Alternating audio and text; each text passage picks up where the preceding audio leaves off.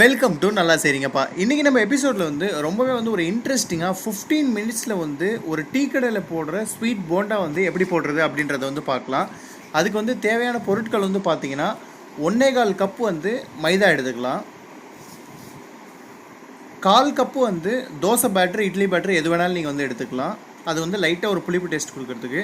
1/2 cup வந்து water, ஒரு 4 pinch வந்து பேக்கிங் பவுடர், சுகர் வந்து பார்த்தீங்கன்னா 1/4 கப்.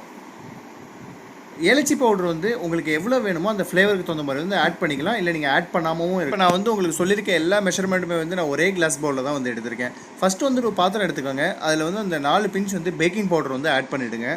அதுக்கப்புறமா வந்து எவ்வளோ வந்து உங்களுக்கு ஏலச்சி பவுடர் வேணுமோ அதை வந்து நீங்கள் வந்து ஆட் பண்ணிவிடுங்க. அதை ஆட் பண்ணதுக்கப்புறமா வந்து நம்ம மெஷர் பண்ணி வச்சுருக்க சுகரை வந்து நம்ம வந்து ஆட் பண்ணிக்கலாம். சுகரை ஆட் பண்ணதுக்கப்புறம் வந்து பார்த்தீங்கன்னா ஒரு பிஞ்ச் வந்து சால்ட் போட்டுக்கோங்க. நம்ம மெஷர் பண்ணி வச்சுருக்க அந்த 1/2 கப் வாட்டரை வந்து நம்ம ஆட் பண்ணி இதை நம்ம கையால் வந்து நல்லா வந்து மிக்ஸ் பண்ணி அந்த சுகரை வந்து கரையிற அளவுக்கு வந்து மிக்ஸ் பண்ணி எடுத்துக்கிறோம்.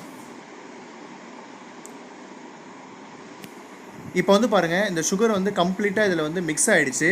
இப்போ நம்ம வந்து இதில் வந்து நம்ம எடுத்து வச்சுருக்க அந்த 1/4 கப் வந்து தோசை பேட்டரை ஆட் பண்ணி அதையும் வந்து நல்லா வந்து நம்ம மிக்ஸ் பண்ணிக்கலாம்.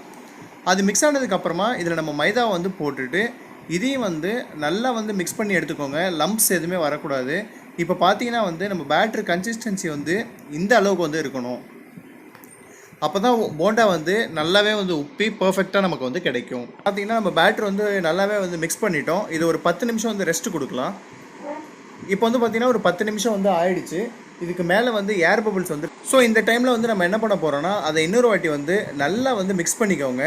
ஸோ போண்டா வந்து ஈஸியாக போடுறதுக்காக நீங்கள் போடுறதுக்கு முன்னாடி கையை ஒரு வாட்டி வந்து தண்ணியில் நனைச்சி எடுத்துக்கோங்க. ஒரு மீடியம் ஹாட் ஆயிலில் வந்து இப்படி சின்ன சின்ன பீஸ் போண்டாவாக வந்து நீங்கள் வந்து போட்டு ஃப்ரை பண்ணி எடுத்துக்கலாம். நம்ம கடையில் பார்த்தீங்கன்னா டீ கடையில் வந்து பெரிய பெரிய சைஸில் இருக்கும். இதுக்கு வந்து பார்த்தீங்கன்னா ஆயில் வந்து நம்ம போண்டா வந்து போடுறோன்னா அதுக்கு மேலே வரைக்கும் ஆயில் இருக்கணும். நம்ம வந்து போண்டா நல்லா வந்து முழுகணும். அப்போ தான் வந்து ரொம்பவே வந்து சாஃப்டாக நமக்கு வந்து கிடைக்கும். அதனால தான் நான் வந்து சின்ன சின்ன போண்டாவாக போடுறேன். ஸோ பெருசாக போட்டால் வந்து ஆயிலில் வந்து முழுகாது, அப்புறம் வந்து கரெக்டான கலரும் நமக்கு வந்து கிடைக்காது.